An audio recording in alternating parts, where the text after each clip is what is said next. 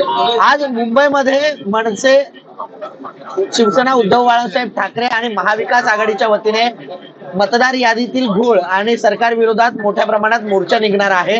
सर्वच नेते रेल्वेने प्रवास करताना पाहायला मिळत आहेत. राज ठाकरे यांनी देखील सकाळी रेल्वेने प्रवास केलेला आहे. माझ्यासोबत शिवसेना उद्धव बाळासाहेब ठाकरे पक्षाचे नेते राजनजी विचारे आहेत. सर, मोठ्या प्रमाणात कार्यकर्ते आता मुंबईच्या कडे कूच करत आहेत. पावसाचं सावट आहे, कार्यकर्ते कशा प्रकारे त्या ठिकाणी पोहोचणार आहेत? मला वाटतं पावसाचं सावट जरी असलं तरी मला वाटतं शिवसैनिक असेल किंवा मनसैनिक असेल, ते पावसा बिवसाला या उभ्या वादळात उभं कसं राहायचं हे हिंदू हृदय सम्राट शिवसेना प्रमुख बाळासाहेब ठाकरे आणि आमचे गुरुवर्य धर्मवीर आनंदविगे साहेबांनी आम्हाला शिकवलेलं. तुम्ही बघितलं असेल, दसराचा मेळावा झाला, काही लोकांनी एसी याच्यामध्ये घेतला आणि मर्द जे होते, मावळे होते, ते भर त्या ठिकाणी पावसामध्ये त्या ठिकाणी सामील झाले होते.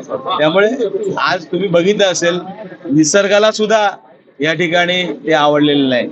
आणि आज तुम्ही बघितलं असेल, जसं ज्या पद्धतीने गेल्या 13 वर्षामध्ये हे सरकार काम करते. आज तुम्ही बघितलं असेल, छत्रपती शिवाजी महाराज हे हिंदूंचं दैवत आहे, आपलं आराध्य दैवत आहे. आणि या छत्रपती शिवाजी महाराजांचं स्मारक अरबी समुद्रामध्ये करण्यासाठी भूमिपूजन त्या ठिकाणी 2018ला केलं. परंतु आज बीजेपीचं कार्यालय मात्र त्या ठिकाणी 8 दिवसात परवानगी मिळून कामाला सुरुवात झाली. हे काय चाललंय तुमचं? आज जे काय चाललंय ते मला वाटतं हे स्वतःचा फायदा करता सर्व चाललंय. आज शेतकरी हवा दिलाय, सर्वसामान्य जनता हवा दिलाय. आज तरुण वर्ग जो आहे, नोकऱ्या मिळत नाहीत, हे उद्योगधंदे सर्व गुजरातला गेलेले आहेत. आज तुम्ही बघितलं असेल, आज ज्या पद्धतीने आज तुम्ही बघितलं असेल, एका महिला डॉक्टरने त्या ठिकाणी आत्महत्या केली. आणि आज तुम्ही बघितलं असेल की त्याला पाठीशी घालण्यासाठी, त्या गुन्हेगारांना पाठीशी, मला वाटतं त्यांना क्लीन चिट देण्याचं काम गृहराज्यमंत्री करतायत आणि मुख्यमंत्री करतायत. त्यामुळे ही बाब जी आहे ही मला वाटतं निंदनीय आहे.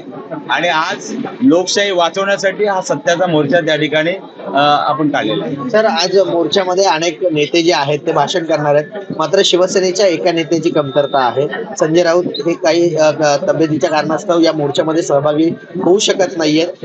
कुठेतरी कमतरता वाटते संजय राऊतांची? नक्कीच, हा आमचा ढाण्या वाघ.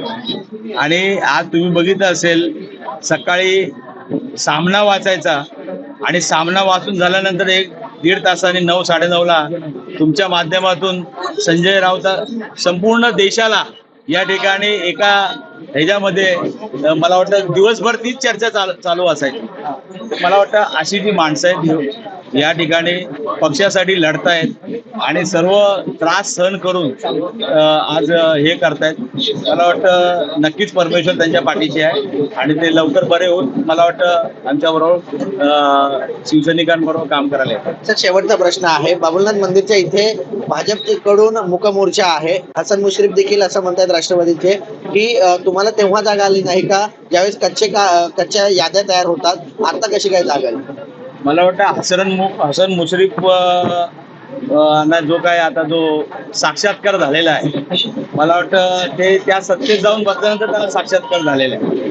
आणि तुम्ही बघितलं असेल, या यादीच्या बाबतीमध्ये लोकसभेला मी पहिला माणूस होतो की त्या ठिकाणी या बाबतीमध्ये 2024च्या लोकसभेच्या निवडणुकीच्या वेळेला 1,61,000 एवढ्या नावांची दुबार नावं आणि बोगस नावं त्या ठिकाणी आम्ही काढून इलेक्शन कमिशनरला त्या ठिकाणी ती प्रेझेंट केली होती, पुराव्याने केली. परंतु एकही सिंगल नाव कमी नाही झालं. विधानसभेला सुद्धा तेच झालं. आणि जर अशाच पद्धतीने निवडणुका घ्यायच्या तर निवडणुका कशाला घेताय तुम्ही? आणि म्हणून या याद्या त्या ठिकाणी तुम्ही जे काही सुधारित याद्या आहेत या संबंध त्या ठिकाणी पद्धतशीरपणे त्या ठिकाणी घेतले पाहिजे. त्यातली जी काही नावं काढलेली आहेत या लोकांनी जाणून बुजून, प्रत्येक यादीमध्ये 200-300 नावं त्या ठिकाणी काढलेली आणि बोगस नावं टाकलेली आहेत. तर अशा पद्धतीने जर करणार असेल तर मला वाटतं इलेक्शन तरी कशाला घेत आहे? भाजपचा मूकमोर्चा आहे. मला वाटतं भाजपला गेल्या 12 वर्षामध्ये केंद्रामध्ये राज्यामध्ये सत्ता असून सुद्धा जर मूकमोर्चा काढावा लागत असेल तर ती दुर्दैवाची गोष्ट आहे. आता त्यांना लोकांनी त्यांच्या समोर काही ठेवलेलंच नाही, त्यामुळे तोंड गप्प ठेवणं हे त्यांनी त्यांचा शहाणपणा जर असेल. तर शिवसैनिक मोठ्या प्रमाणात आलेले आहेत.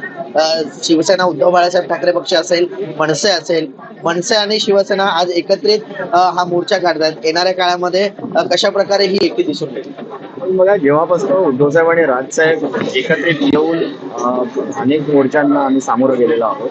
हे मनोमिलन फक्त कार्यकर्त्यांचं नव्हे, तर उभ्या महाराष्ट्रामध्ये लोकांना हीच अपेक्षा होती की महाराष्ट्राला खऱ्या अर्थाने एक योग्य दिशा जर का आपल्याला बघायची असेल, योग्य दिशेवरती जायचं असेल आणि महाराष्ट्राची उन्नती जर का बघायची असेल, तर यांनी एकत्र येणं खूप गरजेचं होतं. त्याच पद्धतीचं वातावरण सध्या आहे.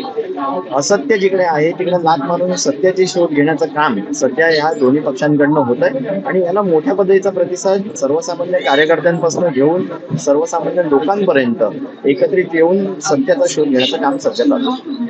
नक्कीच एकंदरीत पाहायचं झालं तर हा मोर्चा जो आहे तो चर्चगेट पासून सुरू होणार आहे आणि मुंबई महापालिकेच्या या ठिकाणी मोठ्या प्रमाणात सभा देखील आयोजित करण्यात आलेली आहे आणि सर्वच जे कार्यकर्ते आहेत, नेते आहेत, हे रेल्वेने प्रवास करताना आपल्याला पाहायला मिळत आहे. जय महाराष्ट्र न्यूज, ठाणे.